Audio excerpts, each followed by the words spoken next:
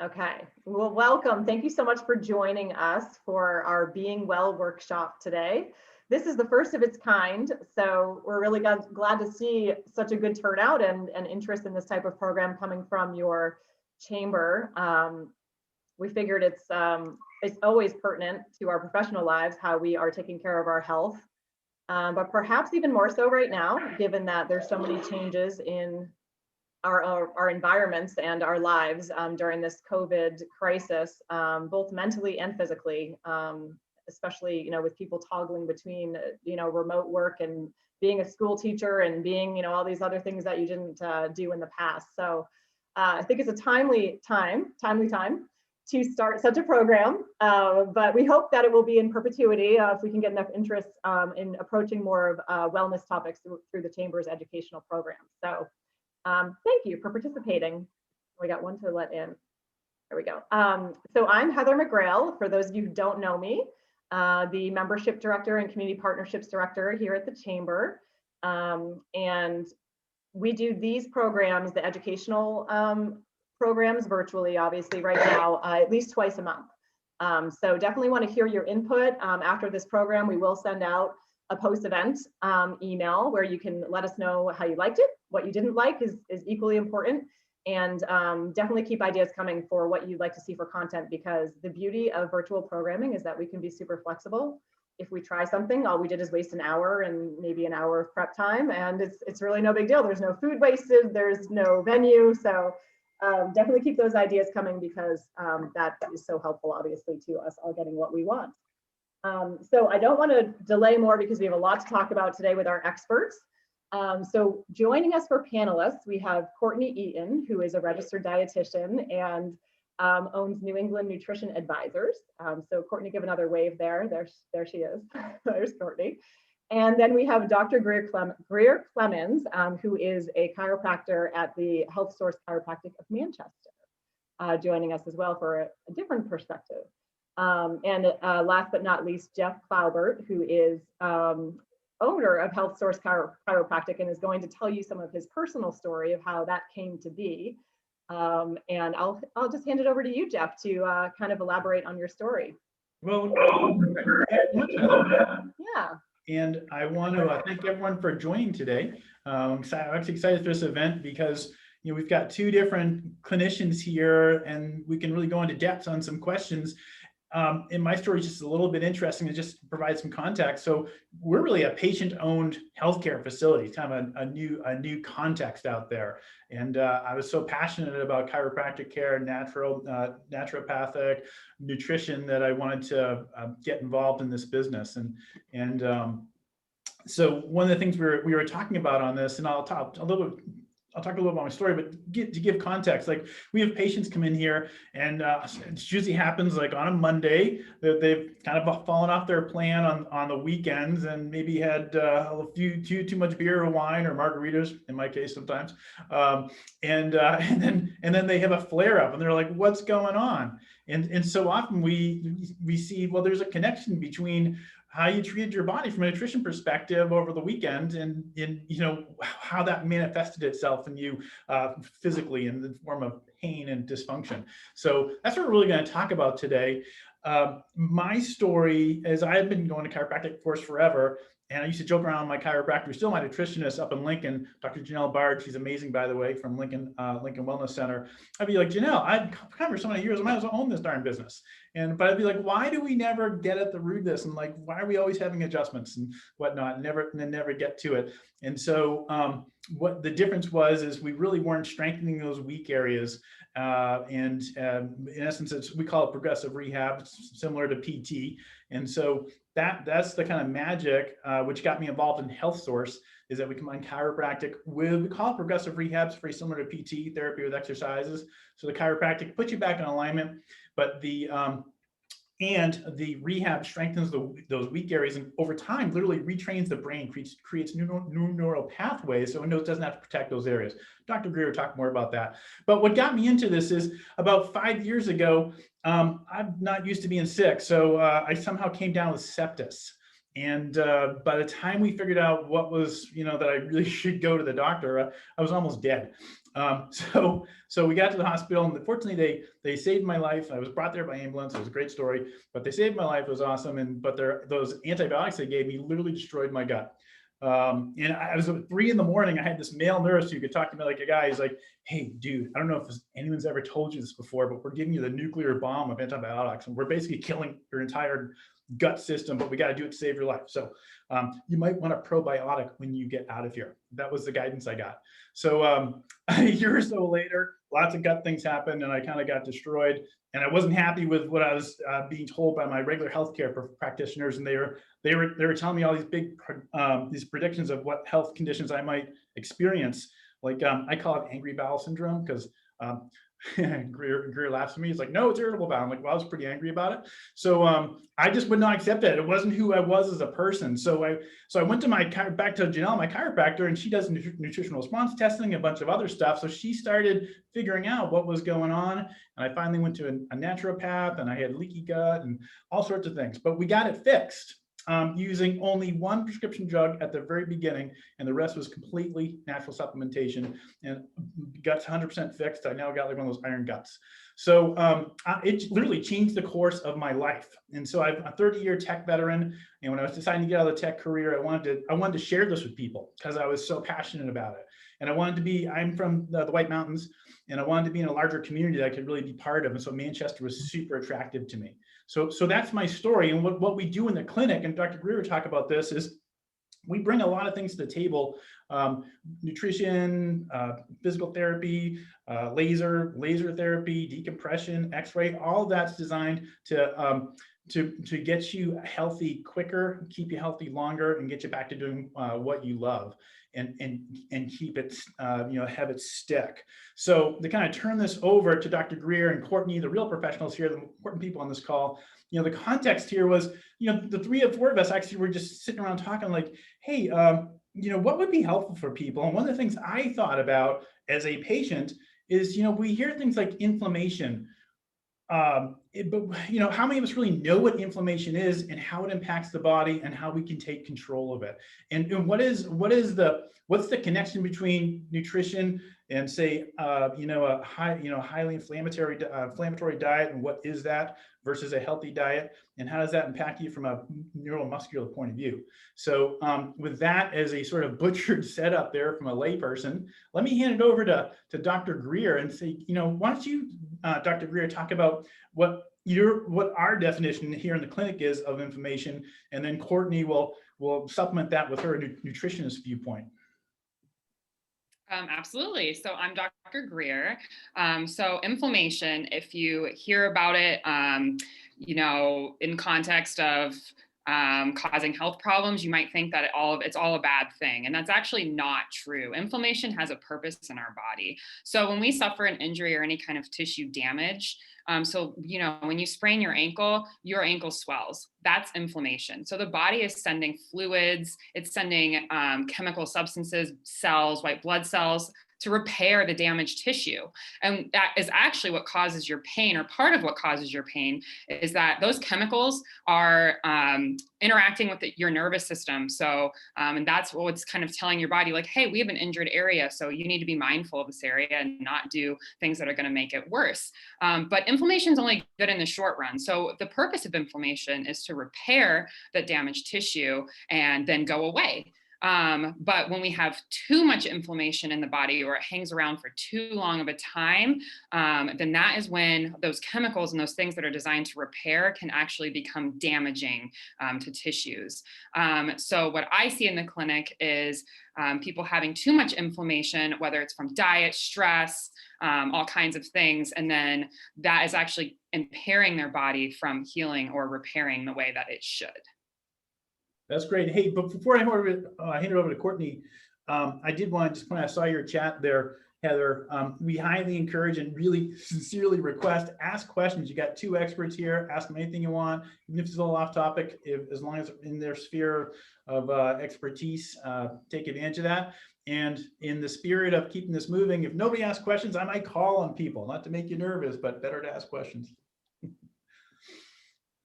Courtney, over to you.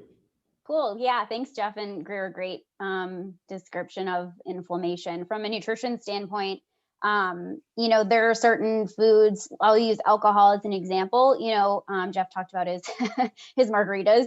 So, alcohol sort of kills cells in your body, can cause some destruction in that respect. And that kind of cell death is what causes, similarly to when you break your ankle, the inflammation goes to fix those cells in your body. And then, as a result, you have this more widespread systemic inflammation, since your blood is not just your ankle, right? Your blood is all throughout your whole body. So then you have this systemic inflammation. And we can see that with other foods, not just alcohol, but, sugar, processed foods.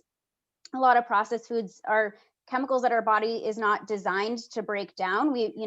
Like high fructose corn syrup for example, was created by us, in a lab. It wasn't something that grew in the ground that we just started eating. So things like that can cause cell destruction and kind of cell death and all of these other damaging cells. And your body wants to fix that. It always wants to fix that. It always wants to return to homeostasis or a balance. So when we introduce those foods to our system, basically our blood and everything else, our organs, similarly to when you have an injury of your ankle, the same thing happens in your body, but in various organs and throughout your periphery, your bloodstream and everything. So that's kind of where I see it from a nutrition perspective. So Courtney and Dr. Greer, kind of a two-part question here. When you eat food that's not really great for you, or let's say, how does that manifest itself from a nutrition, taking this not great food to not feeling like your body just feels like junk, or maybe it enhances your pain? Can you two explain what that connection is between what you put in your body and how your body actually performs? Yeah. So Greer, if you want to take it, and I'll supplement from there. Yeah. So like I was saying, that inflammation will interact with your nerves to cause pain. And what I see in patients that have like an inflammatory diet, your level or your level of inflammation just from a base point is already too high. So the body's overreacting to these damaged tissues, and the body's not clearing that inflammation from that area. So like I said, when it's there for too long, it actually does start to damage those tissues, which it creates a vicious cycle, because more damage means more inflammation, right? So these are more chronic pains that are definitely harder to get under control, when I see people change their diet and their lifestyle, then that's when we really start to get a rein in or managing these symptoms. And then when Greer sends, patients over to me, to make sure that we can maintain the changes that she's helped the patient accomplish in an adjustment or any other type of consultation.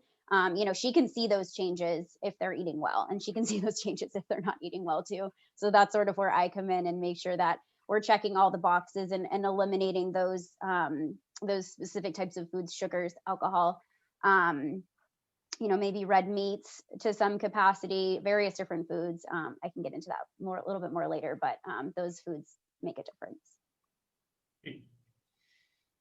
Hey, Greer, as a kind of some context around this discussion, remember we were talking about that one patient who actually did over imbibe a little bit over the weekend, and she had a big flare up and she was in a lot of pain. You want to talk about a little bit about what might have happened there, obviously from a generic perspective, but I think that was an interesting case study, because she had been making some really good progress, and like all of us, she just relaxed a little bit in the weekend and something happened. She was not a happy camper on Monday morning. Yeah, absolutely. So with this particular patient, she also has some digestive or inflammatory issues, other health issues. So at first, she wasn't really seeing the progress in our care that she was hoping for, until she actually changed some of her diet and lifestyle. So once she started eating better and exercising, that was when she really started to see gains in how she was feeling musculoskeletally and with her back pain. And she did just have kind of one weekend where she fell off the bandwagon, and it was immediately a huge flare up in her low back pain. And she didn't really put the 2 and 2 together. So I put that together for her, and then it was like a light bulb. It was like, oh man, what I'm feeding my body really does have an impact on how my back is feeling and how my body is able to cope with what we're doing. So yeah. So Courtney, how does that work? Let's say I eat some fried chicken or something like that. What actually happens? What's the mechanism to take that unhealthy food and cause your body to feel pain, or in this case, that the patient felt a lot of pain? Well, question to both here, but what is that mechanism? How does that happen and why? So from a chronic perspective, Jeff, obviously we know that eating fatty foods can cause, a buildup of plaque in our arteries. So that buildup of that, cholesterol laden plaque, for one, it damages our arteries. So remember we talked about those damaged cells. And so all of those nutrients and inflammatory markers flood to that site. And if our blood is kind of gunked up, it's tough for all of that nutrition and stuff to get to the point that it needs to heal. Okay. So particularly like with refined carbohydrates, for example, which, is basically what alcohol is, your blood can kind of get gunked up. This isn't something that happens like, from one drink, it's a couple and it's over time and that whole thing. But if the blood isn't, doing its normal thing, it isn't like chock full of nutrients, it has a tough time getting to that point of injury or stress or whatever the problem is, and can't heal as fast. And then if you look at it from a chronic perspective, that, like I said, that buildup of plaque, cholesterol laden plaque that, gunks up our arteries and then can cause a blockage, your body hates that. You're not impressed with that type of behavior. So your same thing as if it was an injury, it sends all of those inflammatory markers to heal that. And then what can actually happen is that clot then breaks free, which is, in some instances good, but in other instances bad, because now that clot is floating freely throughout your arteries, sort of thanks to those inflammatory markers and everything else that went to heal that situation. And now that clot is floating around your arteries and can cause a stroke or a heart attack. So that would be more from a chronic perspective. That's not like one binge drinking occasion. So in this patient's case, Dr. Greer, and Susan's got a question which we'll get to in just a second. Thank you, Susan. Do you have anything to add to Courtney's explanation on how it manifests pain on our side? Well, basically when you have all of that increased inflammation just in general, then it's raised, so the body is going to overreact. As far as like her falling off the bandwagon, I guess I don't really have anything to add to that. No. Okay, great. Well, Susan had a question. Is there acceptable levels of alcohol, or carbs, or is it complete abstinence? And so I'm going to throw in there as a layperson, I don't think anyone expects you to be perfect. So it's more like in moderation over time. That would be, Jeff, the layperson saying that, but from being really engaged as a highly informed and pretty experienced, person coming through a lot of issues myself through the natural chain. But Dr. Greer and Courtney, I'll let you both explain from a more answer from a more professional level. Yeah. So from a nutrition perspective, absolutely, you do not, abstinence is not totally expected. No, I would never ask that of somebody unless there was a real allergy or a real issue. Part of my background, my path to becoming a dietitian was actually working in a psychiatric hospital as a dietitian. So if anybody understands what it's like to meet people where they're at, it's definitely me. I know that people carry around a lot with them. There's a lot more to food choices than just the food choice itself. There's emotions, there's family dynamics, there's food preferences. So, finding somebody, if you felt like you needed some guidance, some helps, you didn't know what your threshold was perhaps for these refined carbohydrates, I think, reducing kind of the more obvious ones, like, can you just swap from a white processed flour to like a whole grain flour? That'd be a great start. And just taking out the things that you probably deep down know are in excess, not just you, Susan, I'm not picking on you, but like in general, most people know the right thing that, should be done. It's just a matter of how you make that decision, how you make it work in your day-to-day life. Hey, so I'm gonna throw something out here, a little edgy, Courtney, and you can feel free to. I love edgy.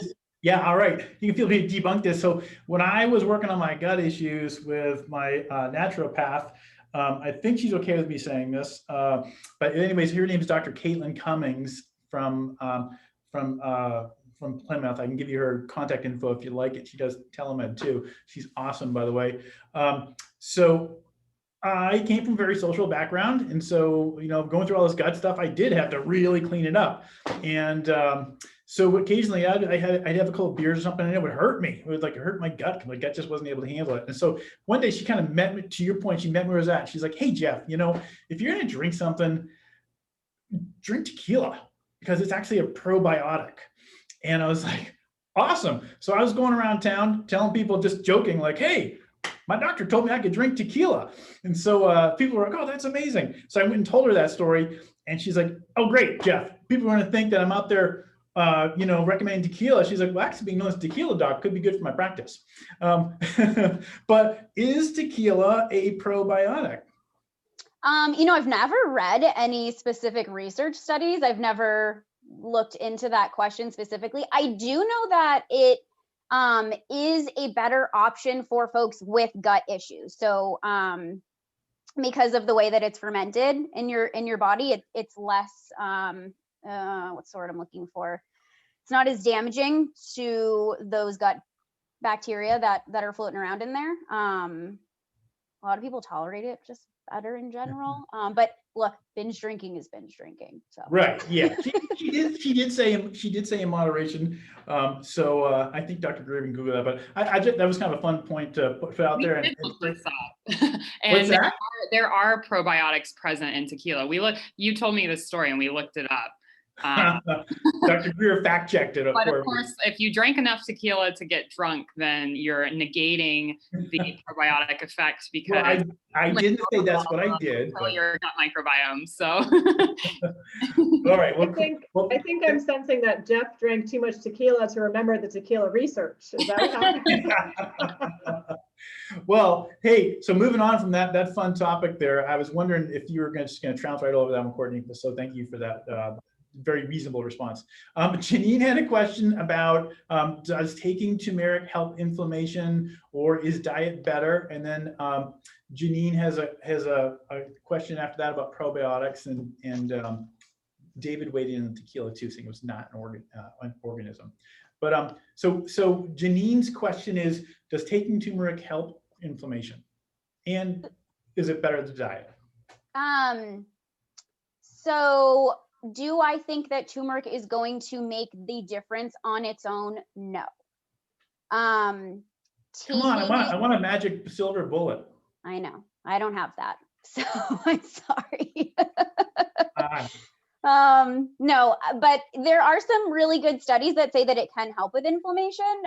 But just remember, like, the amount of turmeric that you would have to take to make a sizable difference would be very, very significant. But my general recommendation, Janine, is to add in those spices, semi-regularly. Make some like Moroccan stew type thing or whatever. But cooking with really any herbs and spices in general and using those to flavor your food as opposed to using butter and salt to flavor your food. I mean, let's think about this from a very basic perspective, right? Those are plants that you're flavoring your food with, as opposed to, salt, which is, can be processed depending on the type that you're using, can increase blood pressure, yada, yada. And then, everybody has their feelings about butter, higher fat, higher calorie, yada, yada. Dairy could potentially be inflammatory for some people. So using herbs and spices to flavor foods, 100%. Yeah, absolutely. Is it going to be your magic bullet? No, sorry. Oh, well. And how about Jocelyn's question about should everyone be taking probiotics? This is a tough one. So let me phrase it this way. If everybody took a probiotic, nothing bad would happen. Okay. So the negative impacts of probiotics, there really aren't any. We don't see any adverse reactions from these for the most part. Maybe with the exception of people who are taking like a not as good quality probiotic, and perhaps they're reacting to some of the additives that are in that probiotic. That's different. I could go on and on about this topic. I'll try to summarize my thoughts in like a very, as concise as I can. Probiotics are tricky, okay, because we know very little about them. There are billions and billions, trillions and trillions actually of bacteria in our body. We're made up of like mostly bacteria. And then we know of only a few, we've only discovered a few probiotics, okay? So, and also everybody's levels are different. It's like a thumbprint. So I couldn't say like, oh, Greer, love your balance of bacteria in your gut. Like, I want to be just like Greer's bacteria. And then if I were to try to supplement the ones that were lower than Greer's, you can get like a stool test or a blood test to test these levels of bacteria in your gut. And if I tried to supplement to make it look like Greer's, probably nothing would happen because Greer lives a different lifestyle than I do. It's probably pretty similar, to be honest. But like, if Greer happened to also like live in Boston, in a city, and she was, drinking city water and all of these other things that affect your gut microbiome. So comparing them apples to apples doesn't work that well. And definitely comparing reference ranges isn't practical either because everybody's is different. Now, supplementing with a probiotic, like Jeff, in your situation when you were taking an ungodly amount of antibiotics, yeah, 100%, you should 100% be taking a probiotic because at least you have a handful of strains that you're supplementing with, and hoping to like boost up your gut microbiome as the bacteria, the antibiotics is like attacking all of it, right? Right. And then, I have my thoughts on good brands. I'm happy to let you guys know as well. Hopefully that was concise enough. That was really interesting on that. And I kind of geek out in that stuff too, but I'll resist that right now. Just in the interest of time, I'm looking at it. And then one of the things we want to do too, maybe this is turning over to Dr. Greer. So many people are working from home and maybe don't have the best ergonomic setups. And so, one of the things Dr. Greer was suggesting is maybe we give some people some guidance on stretches they can do or simple things they can do that would make a significant difference as they work during the day. So, Dr. Greer, do you want to cover some of that, please?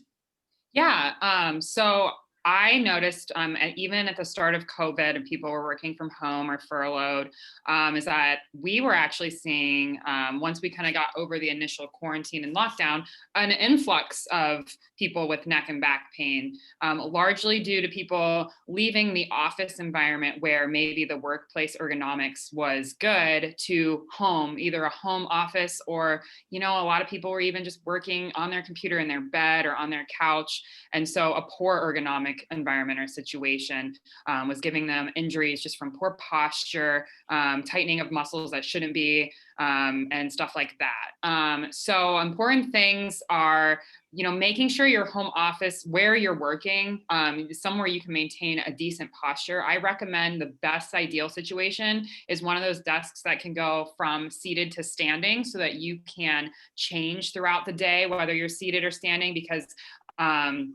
flipping between the two, research has actually shown is the most ideal situation.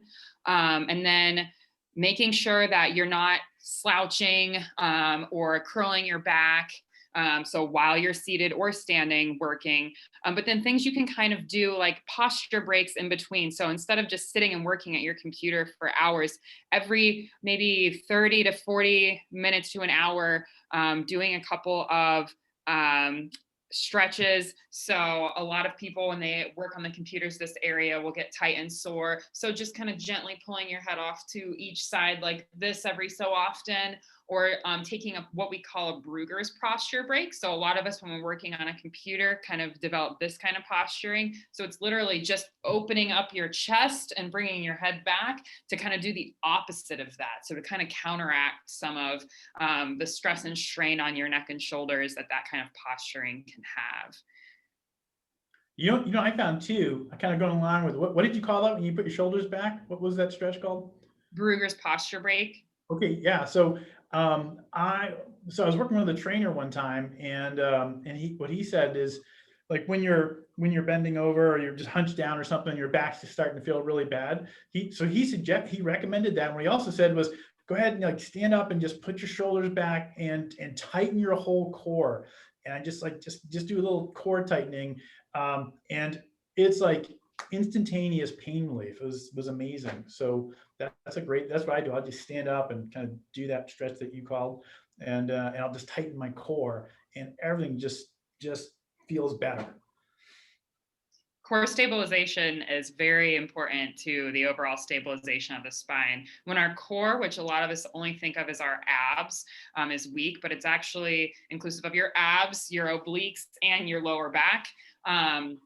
When that's weak, your spine is vulnerable to injury from even minor things. So most common injury I see is not even like big injuries. It's like, oh, I twisted wrong. I bent down to tie my shoe. Just little things that cause people a lot of pain. And that can be because they're so destabilized or unstable in their core, their musculature, that their spine is just vulnerable to those injuries. Yeah, and I had disc degeneration, certainly my lower back, and you just reiterated that the other day when we did another exam. What I find is, if I actually work on my posture, if I'm cognizant of my posture, and I'm using a tight core, I'm supporting that weak area, I feel much less pain in my lower back, like I'm going down to pick something up. So that's key. We have a question from John here for Courtney. Regarding nutrition absorption as you age, how do you know what nutrients you're absorbing? And is there a test? Should you take a multivitamin, assuming a clean diet to begin with? What do you got for guidance there, Courtney? Yeah. Hi, John. Nice to see you. So great question. As we age, nutrient absorption does decrease. To give you an example, vitamin B12 comes exclusively from animal products, and it absorbs with the help of something called intrinsic factor, which is located in our stomach. So if you have something like gastritis, or if you have acid reflux, you might not be absorbing B12 very well. B12 not only contributes to energy, but also prevents things like depression and dementia. So like some pretty important stuff. So that's something that we kind of supplement across the board in, the older population. I used to work on a dementia unit actually, and we pretty much supplement them across the board as soon as they're admitted. It's a B vitamin, so it's water soluble. So if you get too much, your pee just might look like very bright yellow, but you'll pee it out and you'll be fine. As far as tests, 100% you can get them tested. Some tests are not very accurate though, John. So the big ones, certainly vitamin D, and I actually just read this morning about the importance of vitamin D as it relates to helping to prevent COVID-19. Just helps with general immune response. It's not just COVID-19, it's overall immune response. And as people are leaving their houses less and less due to quarantine and being winter and not a lot of sunlight, that's something that I'm pretty comfortable for helping people supplement without a test, because most people are deficient. But for everything else, I do like to see a test done. You can just ask your practitioner, can list some ones that they test regularly. So folate, that's one of the B vitamins. They can test that one pretty regularly. Vitamin D, B12, zinc, the test is not super reliable. You could take a small supplement and you'd be fine. You don't need a ton of zinc. But overall, assuming a clean diet to begin with is a great place to start, John. Absolutely. I'm always for, increasing the nutrient content of your food first. And then if we need to supplement, we supplement from there. Did that answer your question?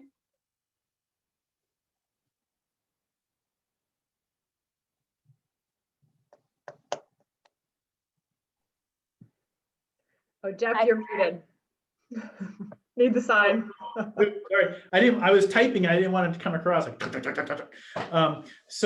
Hey, Dr. Greer, remember we were talking about how challenges to the nervous system can actually lead to fatigue, and that can lead to, you maybe not wanting to cook dinner, and then that leads to a bad diet. And why don't you talk to us about how challenges to the nervous system, because that's what chiropractic really addresses is nervous system in addition to musculoskeletal alignment. It's all connected. So what do you got for us there? Yeah, so this is really getting into the bread and butter of chiropractic here, which excluding even like fatigue. We'll just start at what this challenge to the nervous system is. So what I mainly evaluate for is the alignment of joints, especially, but not only in the spine. So when a joint in your spine, and their bones are called vertebra, of course. And when a joint is misaligned, it's not going to move as well through ranges of motion as it should. And that's going to irritate that joint. So that is damaged tissue. So that's going to cause inflammation in the area.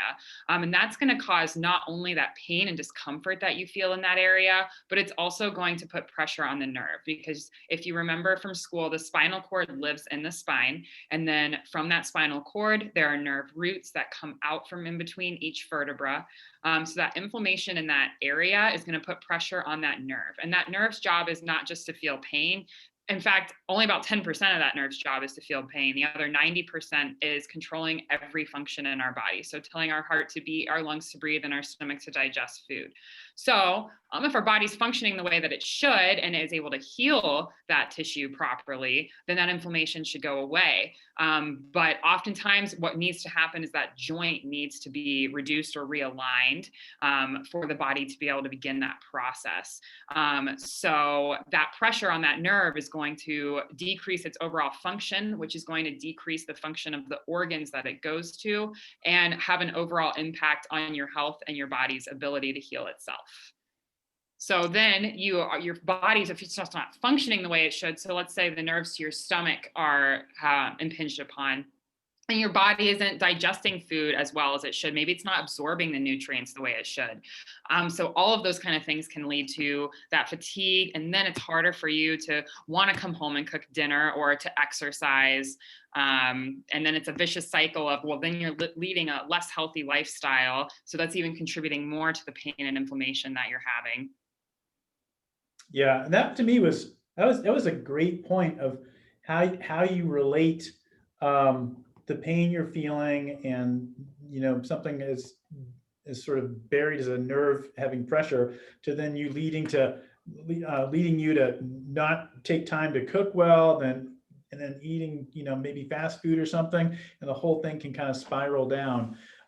We oftentimes think of chiropractic as just a sort of biomechanical adjustment, but to your point, it goes to all the organs and everything. So it's all linked together. So that was a great explanation. Thank you.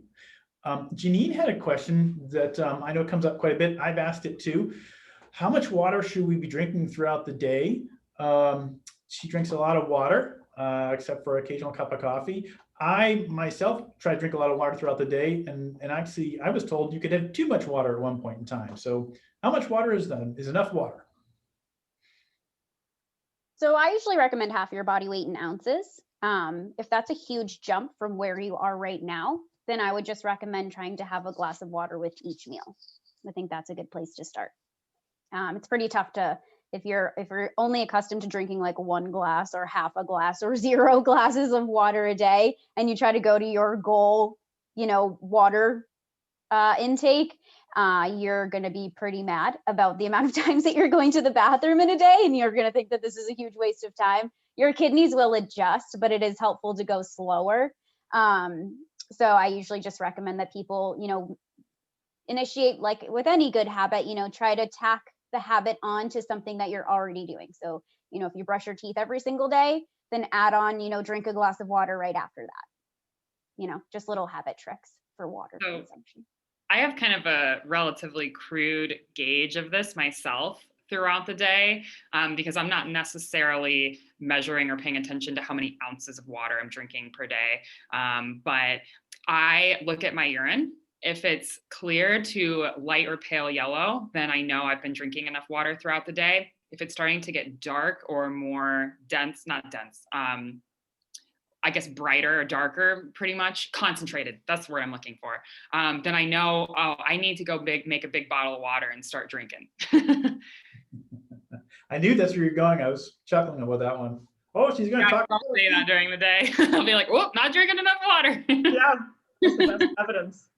I wanted to bring something up because we talked about it when we sort of thought about this program, and the relationship between stress and both diet and what you do in chiropractic, and how we all feel this sort of atmospheric pressure because of COVID and because of the changes it's had in our lives, but just in general, what that kind of mental stress can do as far as the nerves go, and how that cascades also into the diet. And we kind of joked about when we first talked about this workshop, how when you need the best nutrition and you need the best medical care is usually the times that you abandon it because you're too stressed to do it, and your regular coping mechanisms aren't in place, which I think is sort of the case for many people I talk to, where their lives are upside down right now, and we're just in this limbo state, waiting for COVID to be over, waiting for there to be a post-COVID.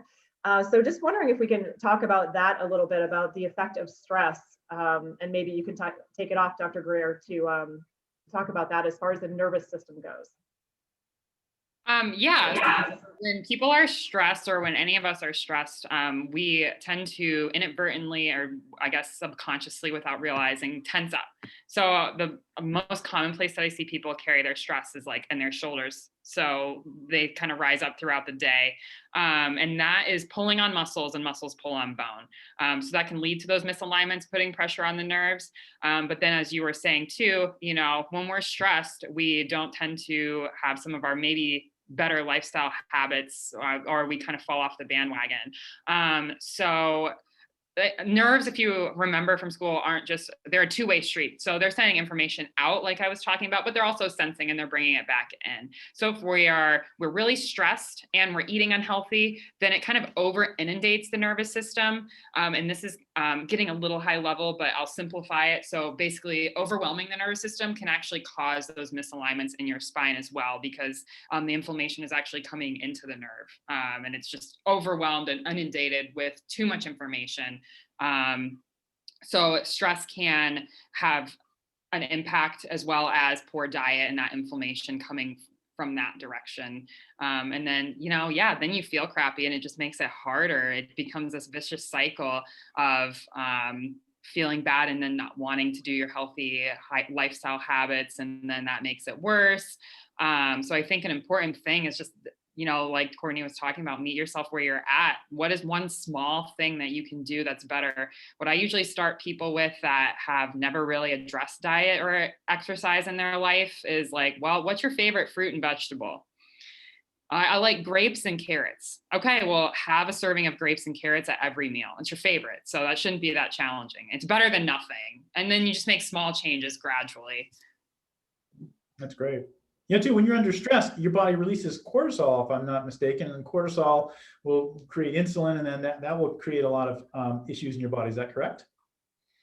Yeah, absolutely. So insulin, as much as we think about it in regards to diabetes or blood sugar, insulin in its truest form, really what it is a fat storage hormone. So yes, part of its job is, if you want to think of it as like a key to your cells, its job is to kind of shuttle sugar into your cells for energy. That's a normal thing that happens, to deliver energy so that we can do normal body functions.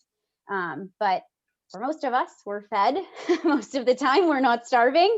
So when you have extra stress, so cortisol and insulin are very tightly correlated, like you said, Jeff. So when you have excess cortisol, your stress hormone, sometimes insulin levels can be high as a result. And then if you have chronically high insulin levels, your body is trying to shuttle all of this sugar or all of this energy into cells as much as possible, but you're already at a well-fed state. So then insulin's next job is to say like, okay, you guys are good over here. I'm going to now store this for later. And unfortunately, our insulin loves to store that type of fat, like in our midsection. And that's where we can see a lot of those chronic diseases, diabetes and cardiovascular disease, because you also have that like visceral fat, or the fat around your organs, which can be really dangerous too. Oh, and Heather just asked a great question, which I actually kind of want to pile on to. Heather's question is insulin's fat storage role a good case for not going too long without eating? And my pile on question to hers is, can you then, so after you answer hers, can you then comment on intermittent fasting? Okay, so I think I understand the question. So basically, yes, to create, maybe I can answer both at the same time, see if I can do this. It's kind of like opposite ends of the spectrum, right? So I think Heather's saying, hey, don't go too long without eating because there's going to be some ramifications to that. And I'm asking you like, hey, what if you go a really long time without eating with intermittent fasting? It's both. Where this comes from for me, Courtney, is that I hear a lot of people who will go around gloating about like, oh, I haven't eaten since 8 o'clock and it's 5. I'm superhuman. And my knee jerk is like, that's horrible. You're slowing down your metabolism. Like, why would you do that to yourself? So I just want to get some professional opinion on that. Yeah, I get this question a lot as well. So the period of time between meals and snacks when you're not eating anything is a very valuable time. That's an opportunity for your cells to sort of rejuvenate. It's an opportunity to give your gut a break from doing all sorts of digestion and all of that. Also a time to use all of the stores that you've created while you were eating, of course. So all of that is good, but it's good to an extent. If you, to your point, Heather, are going too long between meals, kind of two things can happen. So on one hand, you get to your next meal and you're starving for the most part. Some people have like strange hunger cues, and that's one thing. But for the most part, what I experience with my clients is they get to their next meal and they come in hot. They are starving. So then you eat more, you eat faster, therefore you can eat more. It takes 20 minutes for your body to register that you're full. So if you can, that's why people can eat like 175 hot dogs or whatever it is in like 12 minutes. Hurts my soul. That's a whole different thing. So that's one kind of side of the coin. The other side of the coin is that, yeah, 100%, you are going to decrease your metabolism if your body thinks that you are never going to eat again. That's what's sort of happening when you go long periods of time without eating anything. Your body has to reduce your metabolism to meet those new energy needs. So it's saying like, hey, looks like we're starving. Let's taper this stuff down and keep things rolling and be conservative. You know, our body's number one role is to stay alive 100% of the time. So, but then you enter in the intermittent fasting phenomenon of the world. And to be honest, if you had asked me this question 3 years ago, I would have said like, the research isn't there. I haven't seen anything super compelling, blah, blah, blah. I have seen some compelling research in the last few years, and I've seen some really good stuff, you know, anecdotally or, you know, clinically in my practice where people, it depends on the individual though. I can't stress that enough. If you are a breakfast person and you wake up and you're like, I'm hungry, and if I don't eat, bad things happen. That's me. But if you're not, if you wake up in the morning and you are like, just feel kind of nauseous and like your stomach's not really ready to take on food, and you're eating breakfast feels like something that isn't natural for you, then maybe skipping breakfast and eating later in the day is natural for you. What I will say about intermittent fasting is the most compelling research that I've seen actually is for when people are doing intermittent fasting towards the second half of the day. So actually the best research, if you control for weight, so if weight loss is, I know weight loss feels like the primary concern for most people, but really it should be health, to put it bluntly. So we see the best research on decreasing inflammation actually, and decreasing, you know, precursors for diabetes and cardiovascular disease risk factors. We see the best impact when people fast between the hours of 3 p.m. and 7 a.m. So in other words, you stop eating at 3 p.m., which is really hard. And I would not ask like most people to do that. But I think the takeaway is like, we should really not be eating late at night. I always tell my son that if he doesn't eat enough food, his body will start eating his muscles. So. Yeah. Which actually I think is true if you push 100%. It to an extreme. Yeah, no, I mean, that's true. Your body, as much as we like to think like, oh, if I don't eat, my body's going to I'm going to burn fat stores. You need protein multiple times a day. which is why we recommend that you have protein at every meal and snack. Your entire body is made of protein, like skin, nails, hair, organs, enzymes, hormones. So many things in your body are made of protein. And if your body's not getting enough of that, it will take it from the easiest place to get it, and that is your muscles. Julie had a question. She apologized for joining a little late, so we might have covered this, but I want to cover it again. Can you kind of explain or re-explain what inflammation is, but then also why does it hurt? I know, Dr. Greer, you were talking about that. You want to take that one? Yeah. So inflammation, we always think of as a bad thing, but that's not actually necessarily the case. Inflammation. So when you sprain your ankle, there's damaged tissue and it swells, right? Well, that's inflammation. So the body is sending fluids, it's sending chemicals and cells, white blood cells, to repair this tissue.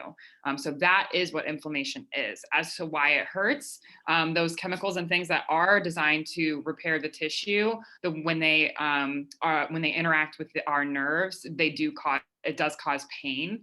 And that's kind of like your body's message of like, hey, this is a damaged area that you need to be careful of to not continue to damage, because we need a chance to repair it. So as far as inflammation, does it always hurt?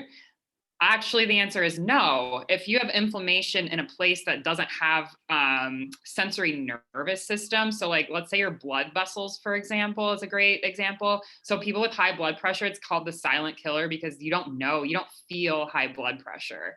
So if you have inflammation in your blood vessels, then it's not going to hurt. That's interesting.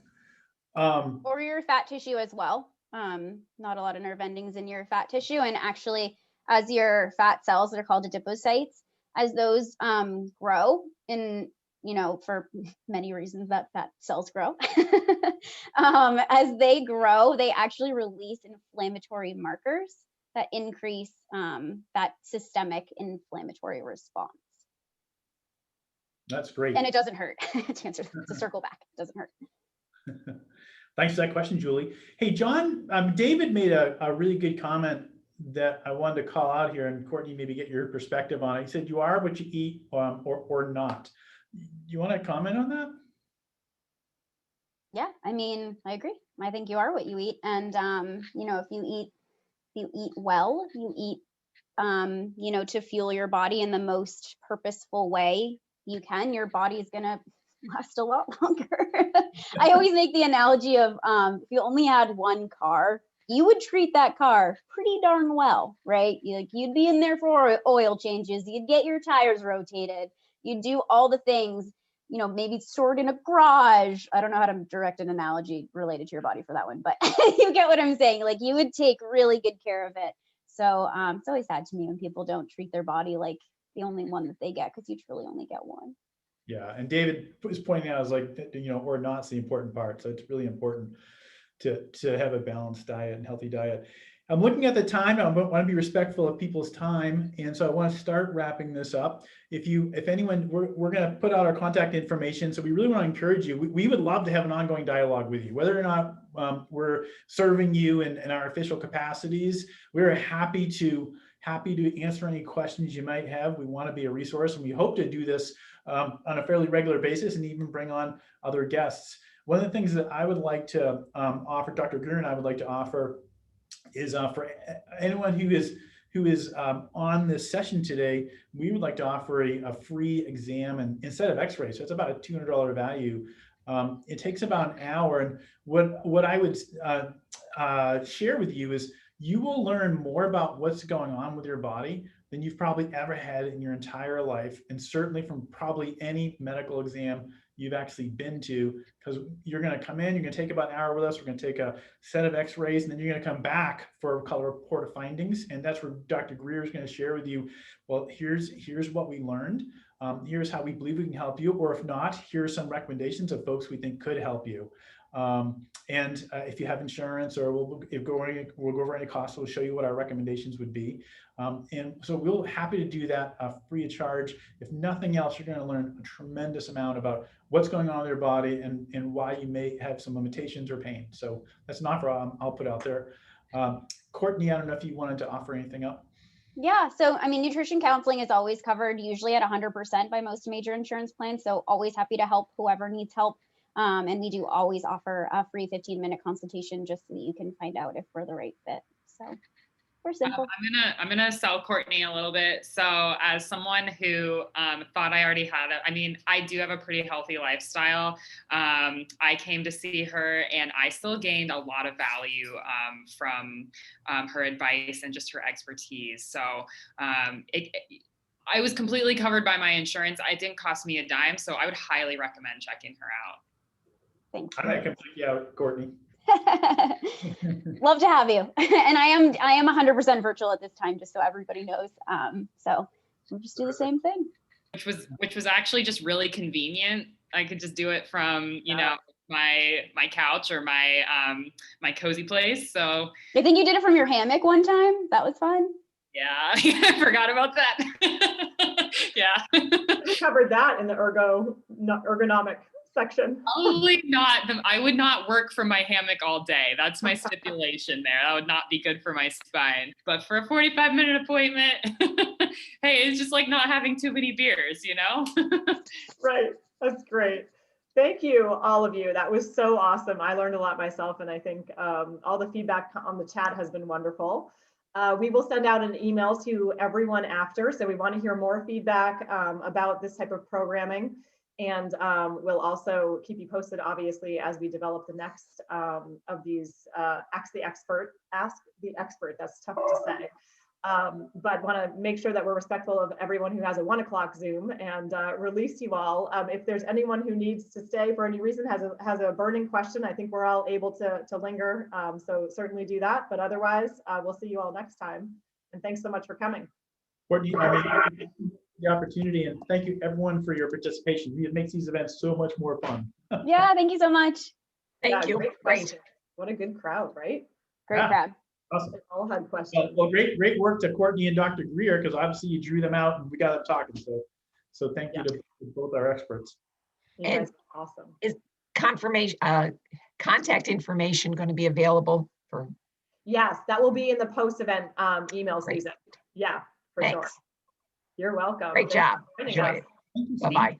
Good. Bye. That was fun, guys. That was fun.